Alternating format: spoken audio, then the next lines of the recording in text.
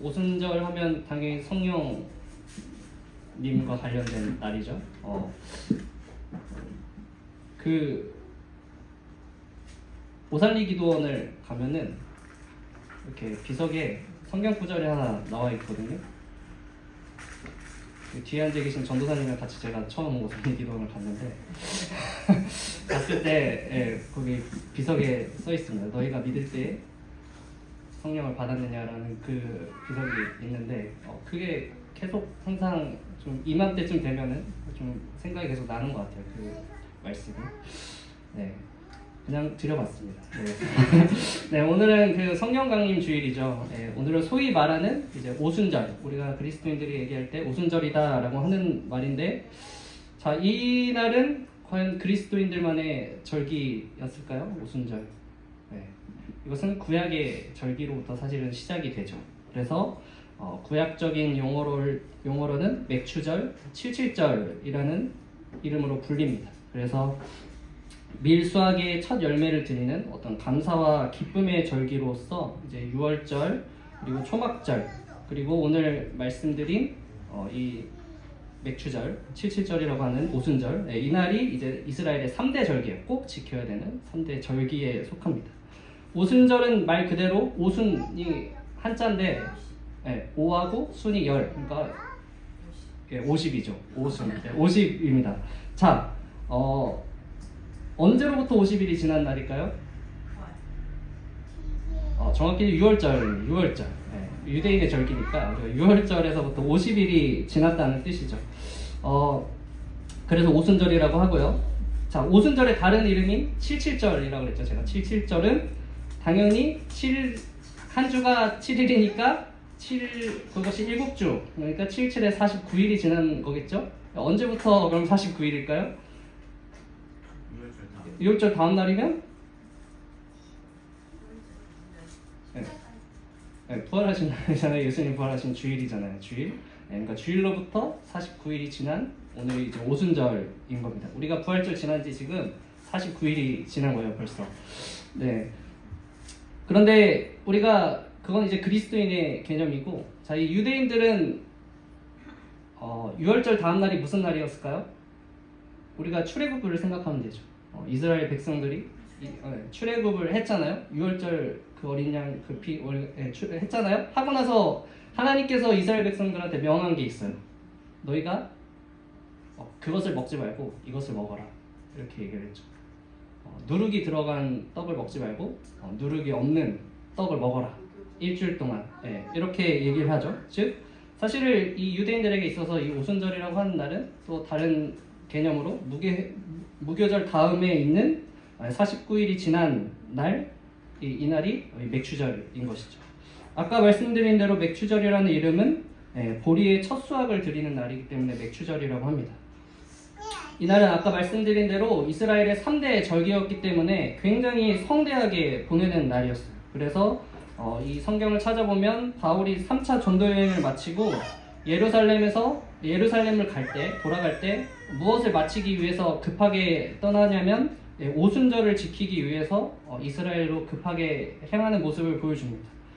성경 구절입니다. 바울이 아시아에서 지체하지 않기 위하여 에베소를 지나 배 타고 가기로 작정하였으니 이는 될 수 있는 대로 오순절 안에 예루살렘에 이르려고 급히 감이라, 이렇게 얘기를 하고 있는 거거든요.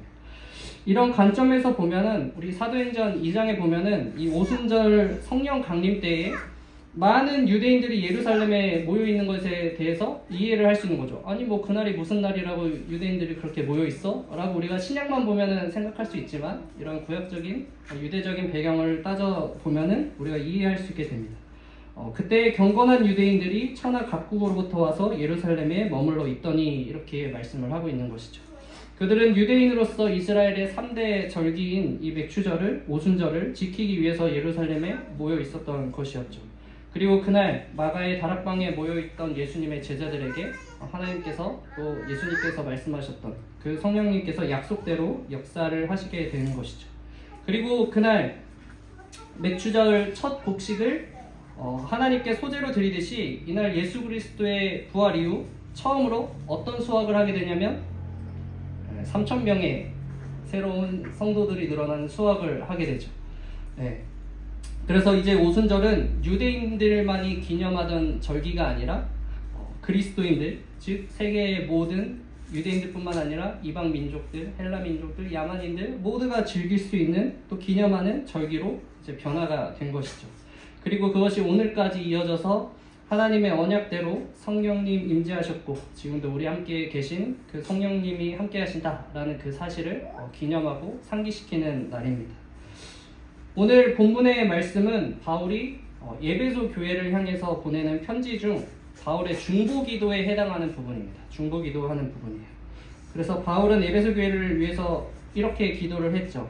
세 번역으로 읽어드리겠습니다. 우리 주 예수 그리스도의 하나님이신 영광의 아버지께서 지혜와 계시의 영을 여러분에게 주셔서 하나님을 알게 하시고 여러분의 마음의 눈을 밝혀주셔서 하나님의 부르심에 속한 소망이 무엇이며 성도들에게 베푸시는 하나님의 영광스러운 상속이 얼마나 풍성한지를 여러분이 알게 되시기를 바랍니다. 또한 믿는 사람들인 우리에게 강한 힘으로 활동하시는 하나님의 능력이 얼마나 엄청나게 큰지를 여러분이 알기 바랍니다. 바울이 에베소 교회를 위해서 하나님께 구한 것은 지혜와 계시의 영을 구하는 것을 우리가 봅니다. 우리는 이것을 뭐라고 부르죠? 지혜와 계시의 영을 성령이라고 우리가 부르죠. 우리가 기도해야 할 것은 사실 이런 바울의 기도인 것이죠. 물질의 풍요, 건강과 회복, 어떤 세상적인 부와 영화로움보다 우선적으로 우리가 해야 할 기도는 주님 지혜와 계시의 영을 내려주시옵소서라는 기도입니다. 우리가 가족을 위해서 기도할 때, 또 친구를 위해서 기도할 때 항상 그들이 원하는 기도 제목들이 있죠. 좀 건강해졌으면 좋겠고, 우리 자식들 좀 일 잘 풀렸으면 좋겠고, 뭐 등등 그런 기도들 많이 부탁 받으시잖아요. 그리고 실제로 그런 기도들을 많이 하시지만, 그러나 우리가 먼저 구해야 할 것이 있다라는 것이, 그것은 바로 성령님을 구해야 한다라고 하는 것입니다. 예수님이 말씀하셨습니다. 그러나 진리의 성령이 오시면 그가 너희를 모든 진리 가운데로 인도하시리니 그가 스스로 말하지 않고 오직 들은 것을 말하며 장래일을 너희에게 알리시리라. 성령님이 역사하시면 모든 것이 믿어집니다, 여러분. 네, 그리고 모든 것이 깨달아지죠. 우리가 예수님을 주라고 믿고 주라고 시인하는 것 역시 성령님께서 우리와 함께 하시기 때문에 우리가 시인한 것이죠. 마태복음에서는 너희가 악한 자라도 좋은 것으로 자식에게 줄 줄 알거든 하물며 하늘에 계신 너희 아버지께서 구하는 자에게 좋은 것으로 주시지 않겠냐, 이렇게 말씀을 하고 있어요. 그런데 누가복음에 가면 어떻게 바뀌죠? 가장 좋은 것, 이 좋은 것을 성령으로 바꿔서 말씀하고 있습니다. 너희가 악할지라도 좋은 것을 자식에게 줄 줄 알거든 하물며 너희 하늘 아버지께서 구하는 자에게 성령을 주시지 않겠느냐 하시니라, 이렇게 말씀을 하고 있어요. 여러분, 여기서 우리가 보면 그럼 결국 가장 좋은 것, 그것이 무엇이라는 뜻이죠? 네, 성령님이 우리에게 가장 중요한 것이라는 뜻입니다. 가장 좋은 것이라는 뜻이죠. 우리가 당장 필요한 것, 내가 갖고 싶은 것을 간구하지만 하나님께서는 우리에게 아니야, 그게 아니야, 너에게는 성령이 가장 중요해, 지금 가장 필요해 라고 말씀하고 계시는 겁니다. 그렇잖아요. 하나님을 깨닫고 그래서 예수님을 우리 구주로 고백해서 영생의 기쁨을 누리는 이 사건, 네, 성령님만큼 우리에게 좋은 것이 어디에 있겠습니까? 그뿐입니까? 우리의 그 죄의 문제 해결 방법도 알려주시고 구원받고 또 영원한 소망을 위해서 살아가는 그 길을 우리 옆에서 항상 제시해 주시는 성령님만큼 우리의 인생에 있어서, 특히 그리스도인들에게 있어서 가장 필요한 것은 없습니다. 요즘 운전할 때 필수품이 무엇이신가요? 네, 내비게이션이 필요하죠. 옛날에는 지도가 필요했다면 요즘은 내비게이션을 다 필요하죠. 그렇죠? 특히 젊은 사람들 요즘 길 외우고 다니는 사람 거의 없습니다. 거의 뭐 왔다 갔다 하는 길만 뭐 그냥 입어서 다니지, 새로운 길을 가려고 할 때 반드시 내비게이션을 틀고, 미리 공부 안 하잖아요, 저희가. 그렇잖아요. 여기 서울에서 뭐 어디 가는데 어디쯤에서 뭐 좌회전 해야 되고 어느 IC로 빠져야 되고 공부 안 한단 말이죠. 왜? 내비게이션이 있기 때문에. 네, 이 성령님은 그 내비게이션 이상으로 우리에게 필요한 분이신 거예요. 우리의 인생을 가는 데 있어서 이 성령님만큼 내비게이션 그 이상의 성능으로 우리에게 인도하시고 우리를 이끄시는 분이시기 때문이죠. 네, 우리에게 가장 좋은 것인 성령을 위해서, 자신을 위해서, 또 다른 이들을 위해서 구하시는 여러분들 되시기를 축복합니다. 네.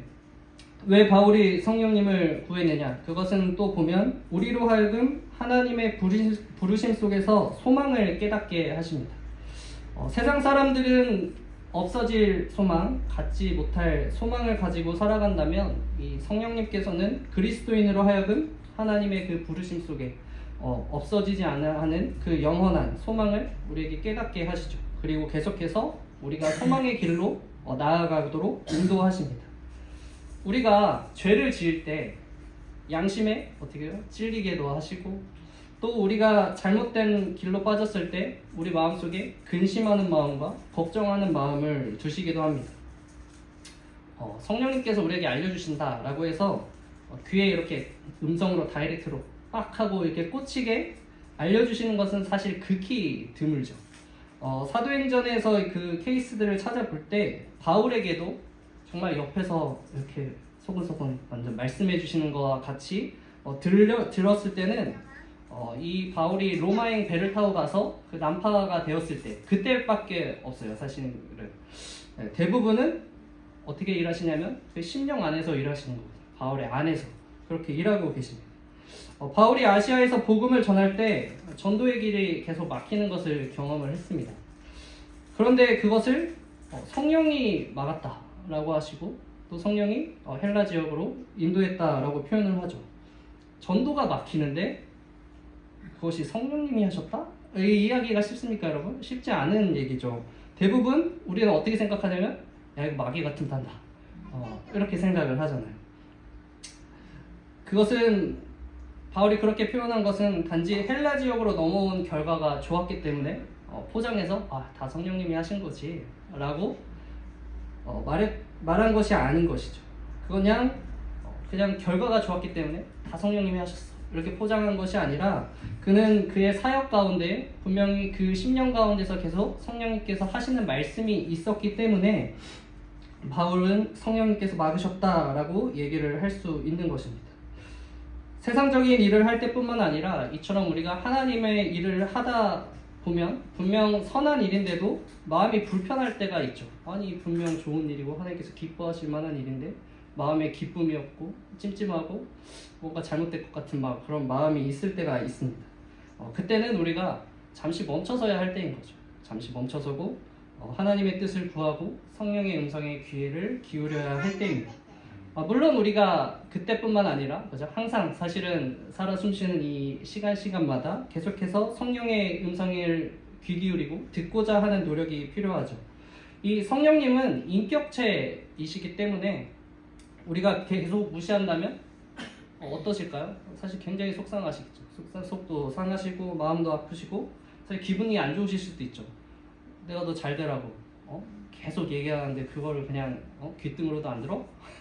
네, 그러실 수도 있죠. 여러분들이 말할 때 어때요? 막 상대방이 무시해, 그냥 듣는 채도 안 하면.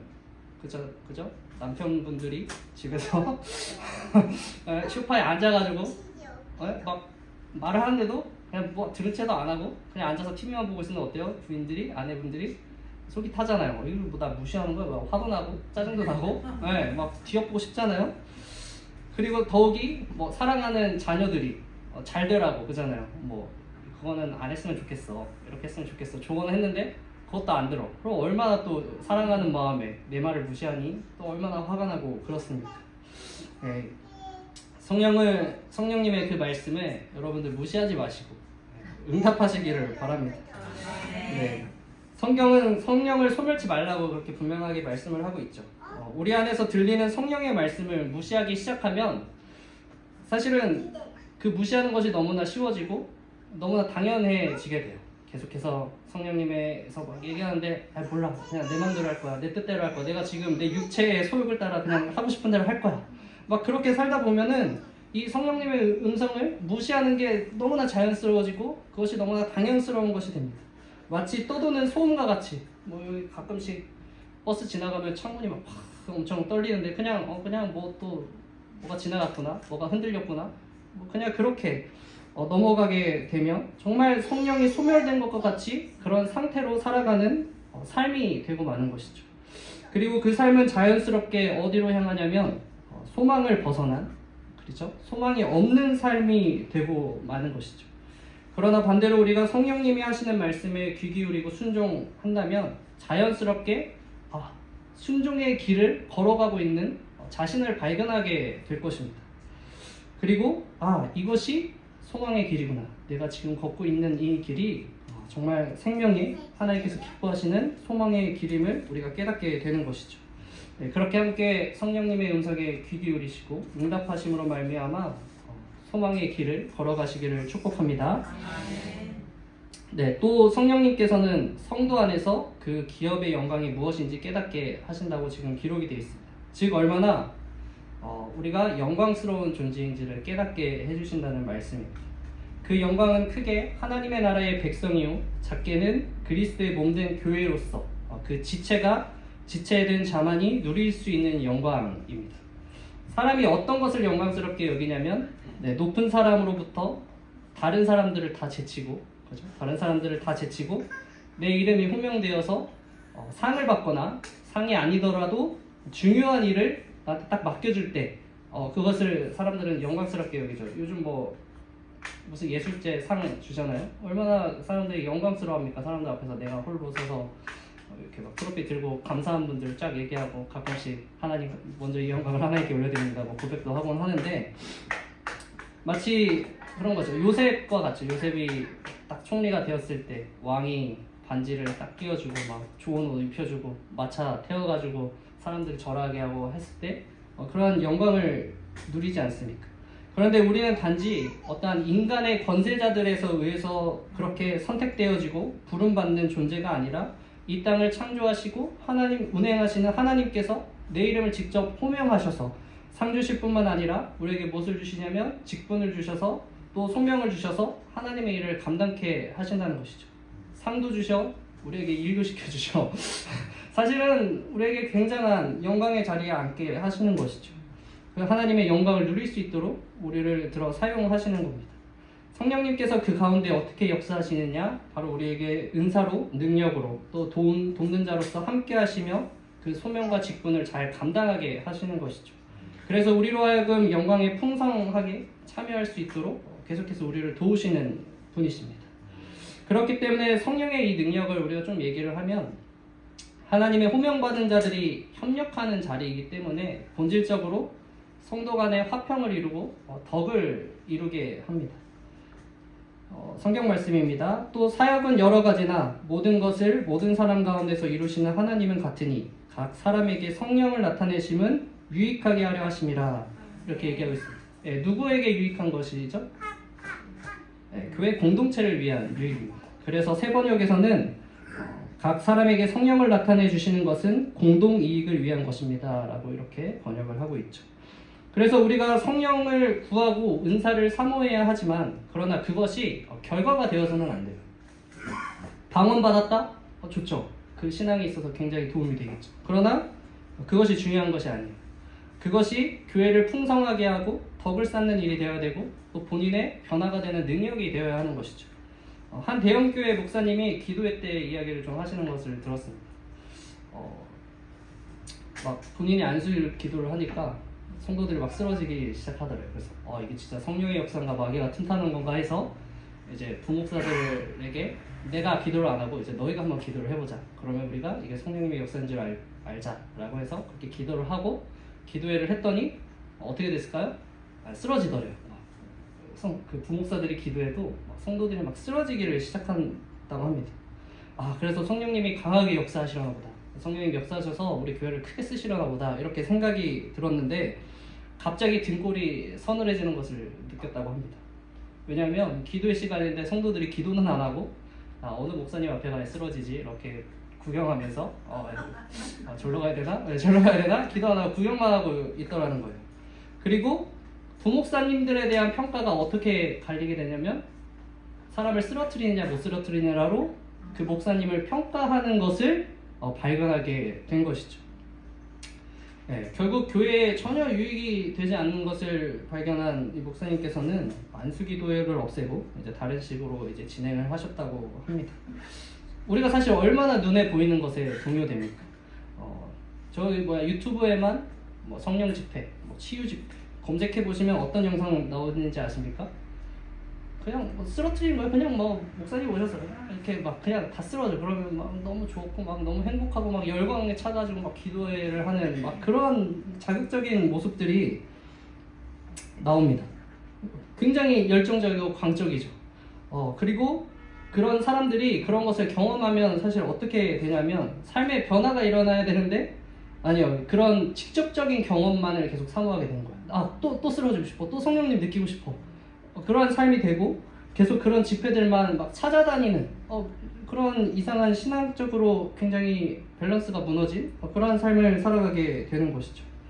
성령의 나타나심이 이 결과인 사람들의 되고 마는 거예요. 그것이 결과로 멈추고 마는 것이죠.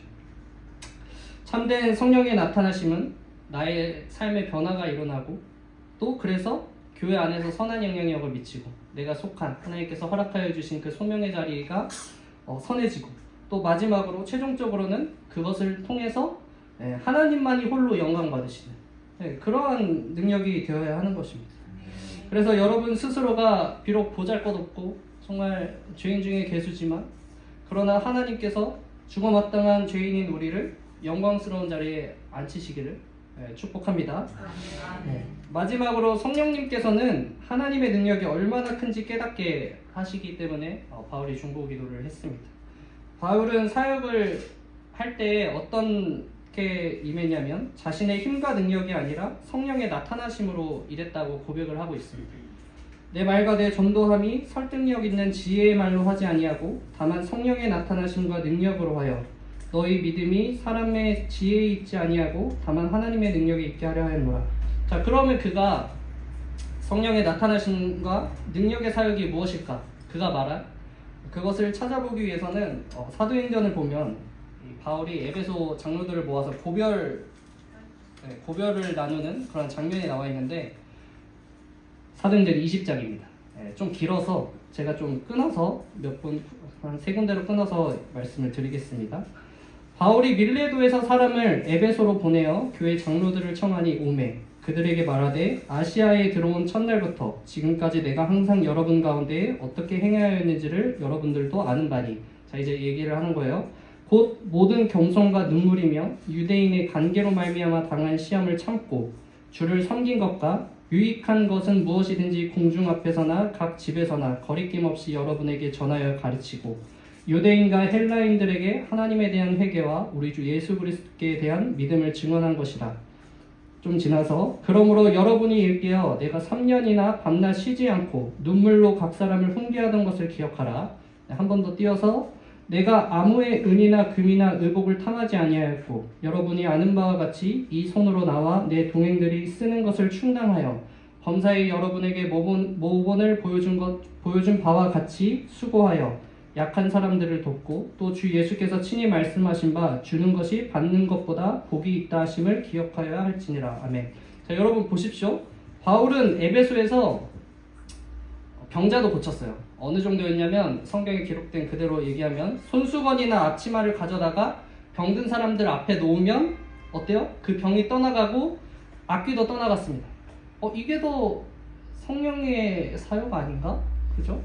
또 심지어 유대인들이 시험삼아 예수의 이름으로 마귀를 쫓아내려고 했어요. 마술사들이. 그런데 그 악귀가 어떻게 얘기를 하냐면 내가 예수도 알고 바울도 아는데 너는 누구냐? 이렇게 하면서 그를 상하게 한 사건도 있었습니다. 이런 부분이 더 성령적인 사역 아닌가요? 내가 예수의 이름으로 마귀를 쫓아내고 내가 예수의 이름으로 병자들을 고치는 것이 우리가 생각하는 성령 사역이잖아요. 그런데 바울은 성령의 나타나심에 대해서 이런 것들을 지금 언급하지 않고 있는 거죠. 바울은 겸손하였다, 눈물을 흘렸다, 인내하였다, 주를 섬겼다, 좋은 것들을 나누었다, 탐하지 아니하였다, 수고하였다, 이렇게 말을 하고 있는 거예요. 바울은 눈에 보이지는 않지만 그러나 더 확실한 성령의 열매에 대해서 사실은 이야기를 하고 있는 것이죠. 오직 성령의 열매는 사랑과 희락과 화평과 오래 참음과 자비와 양성과 충성과 온유와 절제니 이 같은 것을 금지할 법이 없느니라. 성령의 열매는 하나님의 능력을 사실 온전하게 누리는 방법인 것이죠. 왜냐하면 내가 할 수 있는 것이 사랑밖에 없었어. 그래서 사랑했는데 하나님께서 역사해 주셨어. 나는 충성밖에 할 수 없었어. 그런데 어떻게 해요? 하나님께서 역사하시는 거예요. 난 오래 참았어. 그냥 오래 참았더니 결국에 하나님께서 역사하셨어. 네, 저는 여러분들이 뭐 내가 이것도 하고 막 저것도 했어. 그래서 하나님 역사하셨어. 이렇게 고백하는 것도 좋지만 더욱 원하는 것은 나는 정말 이것밖에 할 수 없었어. 그런데 그럼에도 불구하고 하나님께서 역사하셨어. 네, 그러한 고백들이 여러분들에게서 터져 나오기를 진심으로 바랍니다. 네, 하나님의 능력은 우리가 사실은 약한 데서 온전하여진다라고 말씀을 하고 있는 것이죠. 우리가 약하면 약할수록 우리는 하나님의 능력을 사실은 더욱 온전히 누릴 수 있는 그리고 맛보게 되는 그런 존재인 것입니다. 성령의 열매는 내가 죽고 그리스도가 살아있을수록 열매 맺을 수 있습니다. 마찬가지로 나의 주장이 꺾이고 나의 자아가 깨질 때, 그래서 그리스도의 주장이 관철되고 내 안에서 그리스도가 살아가게 될 때 그 성령의 열매는 더 풍성하게 맺어지는 것이죠. 네, 그러한 성령의 열매, 네, 그것을 통해서 하나님의 크신 능력을 깨닫고 누리며 살아가는 여러분들 되시기를 축복합니다. 네, 성령 강림주일 우리에게 임하신, 우리 안에 지금 내주하고 계신 그 성령님을 기억하면서 더욱 성령을 사모하는 우리 새소망교회 공동체가 되기를 진심으로 소망합니다. 기도하겠습니다.